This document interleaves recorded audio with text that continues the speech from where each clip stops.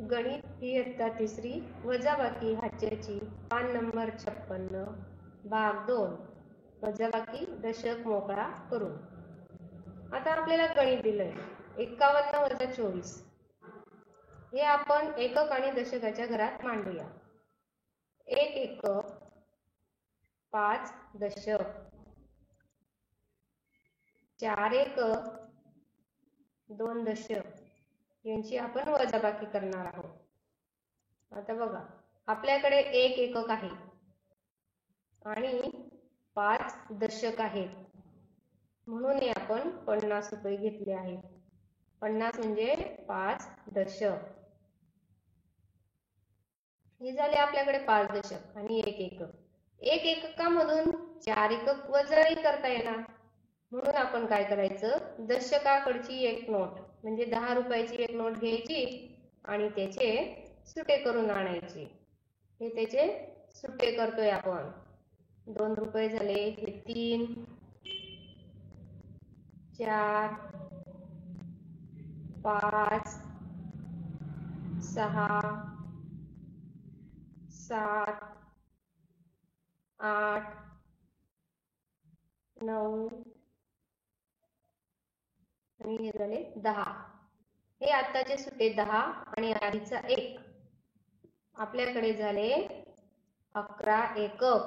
आता 11 एककामधून आपल्याला 4 एकक वजा करायचे आहेत. बघा मग, 1, 2, 3, 4. किती राहिले बरं? बघा बरं, 1 रुपयाची किती नाणी राहिली? 1, 2, 3, 4, 5, 6, 7. 7 नाणी राहिली. म्हणजे एककाच्या घरी किती उरले? 7.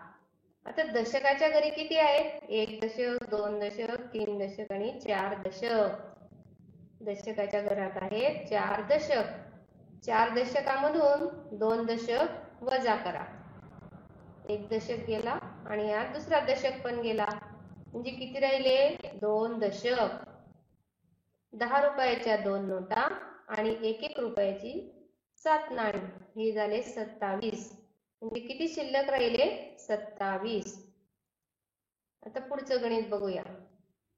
62 वजा 27.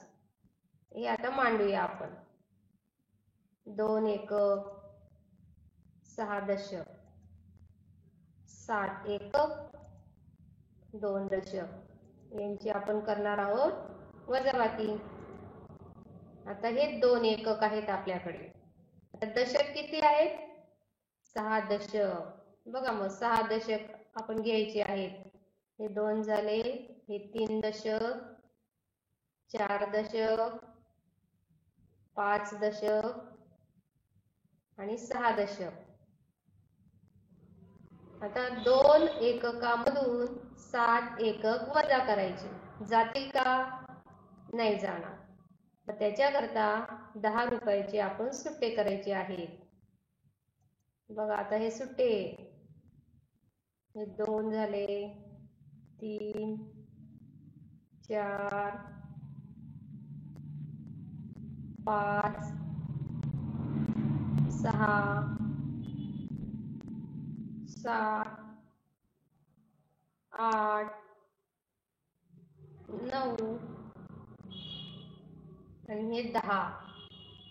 आता याचे 10 रुपये सुट्टे करून आणलेले 10 नाणी आणि आधीचे 2 सुट्टे असे मिळून किती झाले बरं आपल्याकडे? 12 एकक. आता 12 एककामधून 7 एकक वजा.